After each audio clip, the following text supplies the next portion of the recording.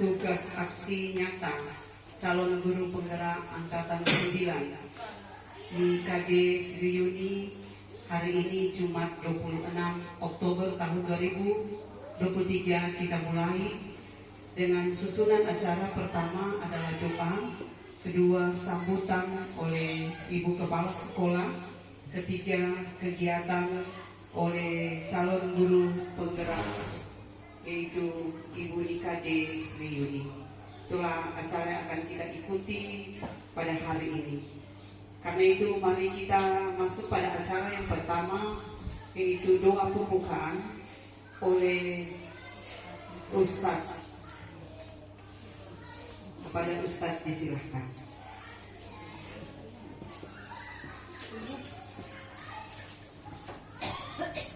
Untuk mengawali acara kita pada hari ini, yaitu mengikuti kegiatan diseminasi budaya positif, alangkah lebih baiknya kita berdoa terlebih dahulu.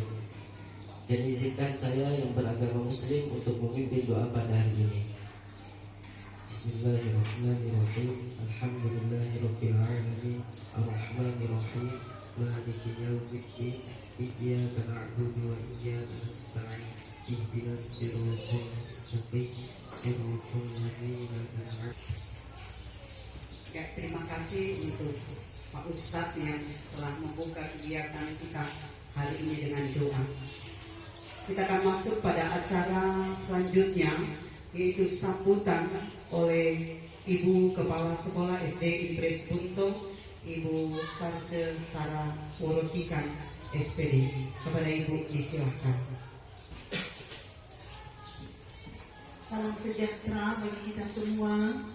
Kita bersyukur kepada Tuhan bahwa di SD Impres Buntung bisa ada satu calon guru penggerak, yaitu Ibu Nikade Srimayuni, yang saat ini dengan tugasnya tentang diseminasi budaya positif, tugas calon guru penggerak dalam tugasnya aksi nyata pada angkatan yang ke-9. Oleh karena itu kita sebagai teman-teman yang ada di Taman Pendidikan SD Impres Buntung ini, mari kita menopang program pemerintah untuk tetap menjalani apa yang sudah diatur, termasuk di dalamnya memperjuangkan sehingga SD Impres Buntung ini ada yang bisa menjadi guru penggerak yang saat ini masih dalam calon guru penggerak, dan kiranya Tuhan nanti berkenan di proses-proses dalam rangka dia berjuang, dia dapat mencapai apa yang menjadi kerinduan dan harapannya, menjadi sebagai guru penggerak, menjadi guru yang dapat diandalkan di Taman Pendidikan SD Impres Buntung, tetapi juga bagi bangsa dan negara. Sekiranya ini juga akan diberlakukan kepada teman-teman guru yang berhak untuk mengikuti guru penggerak. Karena di SD Impres Buntung ada begitu banyak guru-guru yang masih muda, yang masih bisa mengikuti guru penggerak. Karena guru penggerak itu ada aturan umur, tetapi juga niat baik untuk tetap berjuang. Termasuk di dalam sini ada beberapa guru, ada guru P3K, bisa juga mengikuti guru penggerak. Ada juga Ibu Yudit Paribuan yang bisa juga mengikuti guru penggerak, karena mereka usia-usia yang masih produktif untuk mengikuti guru penggerak, termasuk ada juga Pak Guru Pandi Sonda. Terima kasih.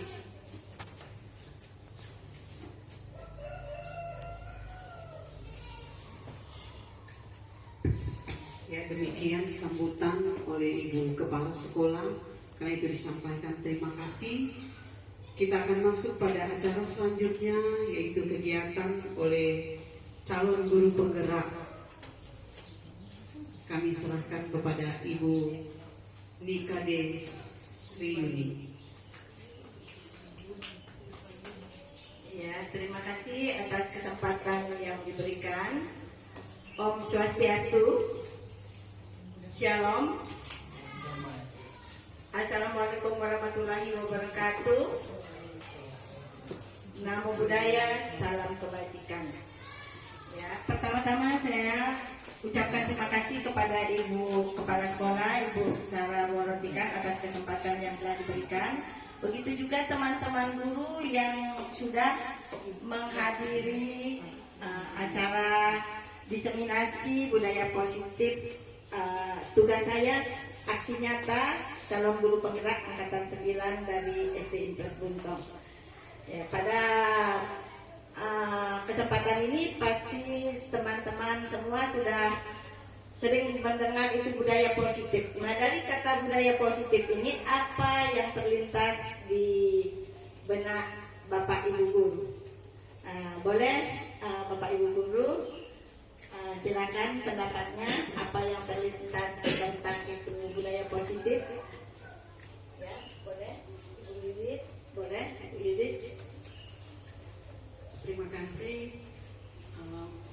Menurut saya untuk budaya positif yaitu kegiatan-kegiatan atau kebiasaan-kebiasaan yang ada dalam satu daerah yang secara positif atau meningkatkan apa yang positif yang ada di salah satu daerah. Terima kasih. Iya, terima kasih Bu Didi Parangguan. Nah, ini budaya positif ini itu merupakan pembiasaan keseharian yang kita laksanakan di dalam lingkungan sekolah ataupun kehidupan sehari-hari kita. Nah, budaya positif ini melalui kegiatan setiap hari seperti salam kepada ibu bapak guru ketika datang sekolah. Jadi pembiasaan seperti itu yang harus dilakukan sehingga itu menjadi motivasi dari diri anak untuk termotivasi dari dalam dirinya melaksanakan kegiatan-kegiatan positif untuk membangun karakter profil pelajar Pancasila seperti yang sekarang lagi digalakkan oleh program pemerintah. Jadi kita mulai dari materi pertama. Ya, ini aksi nyata budaya positif dari tugas saya guru penggerak angkatan 9. Yang pertama, latar belakangnya. Biasanya selama ini para murid bertindak untuk mengikuti aturan itu karena menghindari hukuman atau sanksi, bukan atas kesadaran diri. Jadi sehingga budaya positif di sekolah kadang tidak berjalan dengan efektif.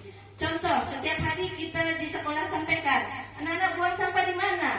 Di tempat sampah, semua tahu. Tapi kenyataannya masih ada ketika jam istirahat, masih ada saja sampah-sampah yang berserakan di halaman. Nah, itu karena belum ada kesadaran diri dari seluruh siswa.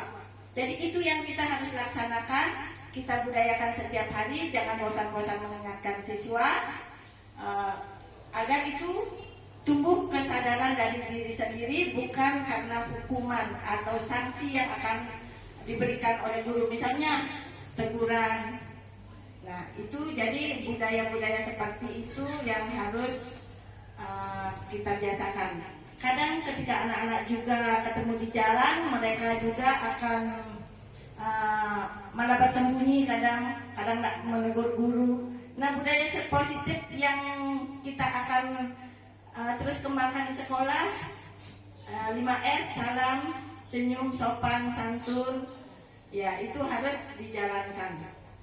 Nah, jadi tidak bosan-bosan kita sebagai pendidik untuk mengingatkan kepada peserta didik. Kemudian tujuannya untuk mewujudkan peserta didik yang berkarakter profil pelajar Pancasila melalui pembiasaan-pembiasaan disiplin positif yang dikenal dengan budaya positif serta mendorong tumbuhnya motivasi intrinsik dari diri peserta didik. Nah, disiplin positif ini kebutuhan dasar, kelima posisi kontrol restitusi, keenam keyakinan kelas, dan yang ketujuh adalah segitiga restitusi. Ini satu persatu akan saya sampaikan.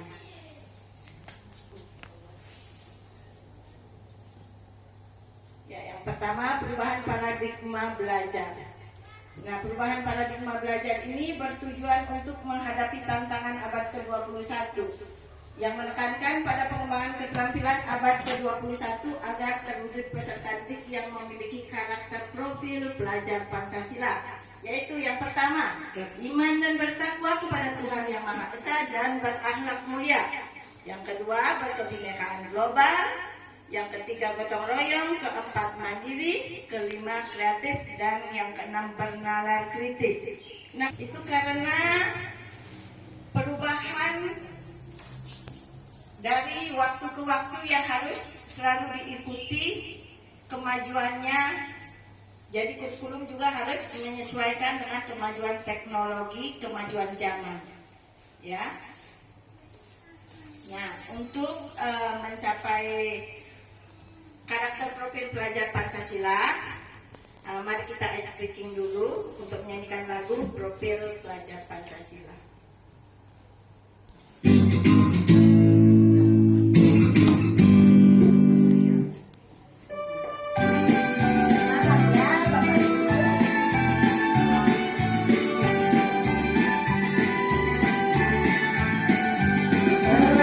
Pancasila beriman dan bertakwa pada Tuhan Yang Esa dan berakhlak mulia, berkebinekaan global, gotong royong mandiri, kreatif dan bernalar kritis. Pelajar Pancasila beriman dan bertakwa pada Tuhan Yang Esa dan berakhlak mulia, berkebinekaan global, gotong royong mandiri, kreatif dan bernalar kritis. Disiplin positif. Nah, arti kata disiplin positif ini, disiplin itu berasal dari bahasa Latin yaitu disiplina yang artinya belajar. Nah, disiplin diri dapat membuat seseorang terus belajar, menggali potensinya menuju kepada sebuah tujuan mulia. Nah, sebagai pendidik, tujuan kita adalah menciptakan anak-anak yang memiliki disiplin diri sehingga mereka bisa berperilaku dengan mengacu pada nilai-nilai kebajikan universal dan memiliki motivasi intrinsik bukan ekstrinsik. Ya, jadi disiplin diri itu, disiplin positif itu mengutamakan disiplin dari dalam diri anak, dari dalam nilai intrinsik anak, bukan dari dorongan dari luar karena hukuman atau karena sanksi. Jadi itu yang harus kita budayakan. Ya, kemudian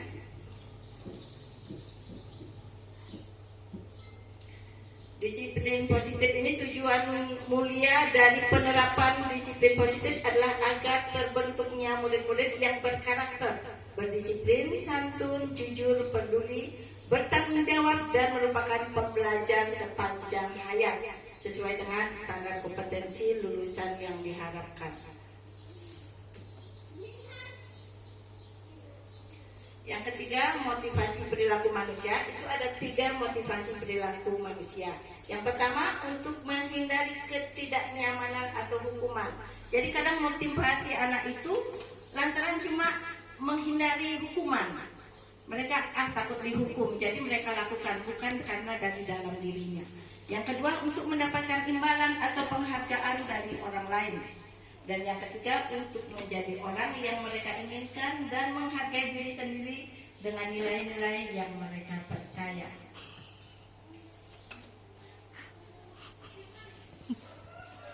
Yang keempat, kebutuhan dasar manusia itu ada 5. Yang pertama, bertahan hidup atau survival. Yang kedua, kasih sayang dan rasa diterima.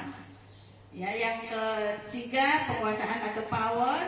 Yang keempat, kebebasan atau freedom. Dan yang keenam, kesenangan atau fun. Itu kebutuhan kita sebagai manusia. Yang kelima ini adalah posisi kontrol. Yang pertama, posisi kontrol guru itu kadang kebanyakan. Yang waktu dulu juga saya belum tahu, belum ikut ini pendidikan atau pelatihan, sering melakukannya. Tapi dengan mengikuti pelatihan ini sudah mulai berubah. Jadi posisi kontrol sekarang sudah diharapkan sebagai manajer. Yang pertama sebagai penghukum, ya. Yang kedua pembuat rasa bersalah. Yang ketiga teman. Yang keempat pemantau dan yang kelima manajer. Yang diharapkan guru semua bisa menempati posisi kontrol sebagai manajer. Itu yang paling diutamakan dari seorang guru. Kita akan bahas satu persatu. Jadi posisi kontrol penghukum biasanya menggunakan hukuman fisik maupun verbal. Orang-orang yang menjalankan posisi penghukum senantiasa mengatakan bahwa sekolah memerlukan sistem atau alat yang dapat lebih menekan murid-murid lebih dalam lagi. Jadi guru-guru yang menerapkan posisi penghukum biasa berkata, patuhi aturan saya atau awas. Nah, itu sudah pengancaman.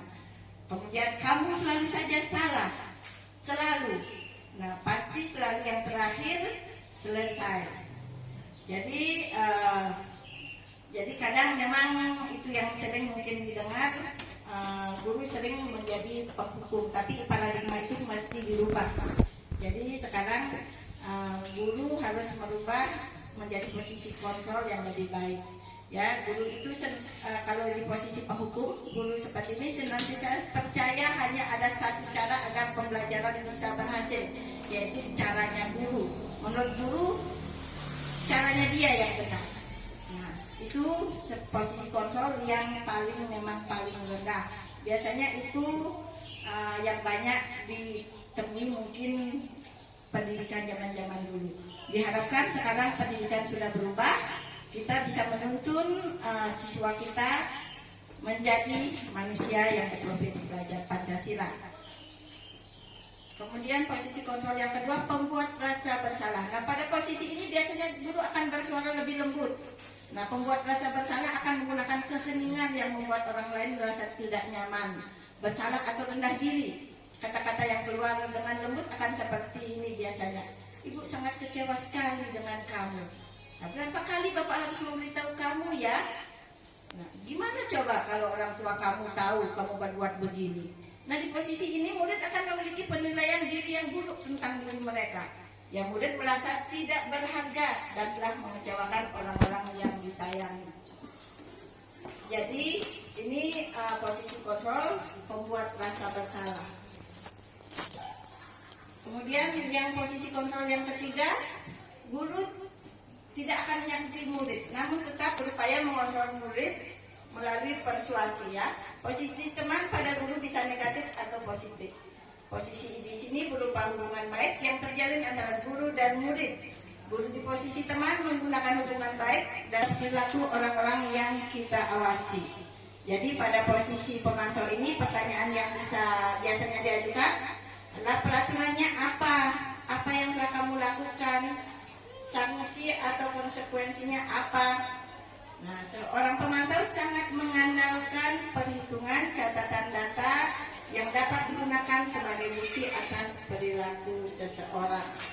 Nah, kemudian yang terakhir posisi kontrol yang diharapkan oleh guru-guru dilakukan, posisi kontrol sebagai manajer. Nah, posisi ini paling disarankan untuk guru karena posisi ini mengajak murid menganalisis kebutuhan dirinya maupun orang lain. Berkolaborasi dengan murid memperbaiki kesalahan yang ada. Murid akan lebih mandiri, merdeka, dan bertanggung jawab atas segala perilaku dan sikapnya, yang pada akhirnya dapat menciptakan lingkungan yang positif, nyaman, dan aman. Nah, yang keenam, kita membuat keyakinan kelas dengan anak-anak. Biasanya keyakinan kelas ini adalah salah satu disiplin positif yang bisa kita terapkan dalam membangun budaya positif di sekolah yang terbentuk dari kesepakatan guru dan siswa. Biasanya sebelum pembelajaran dimulai, kita dengan siswa membuat keyakinan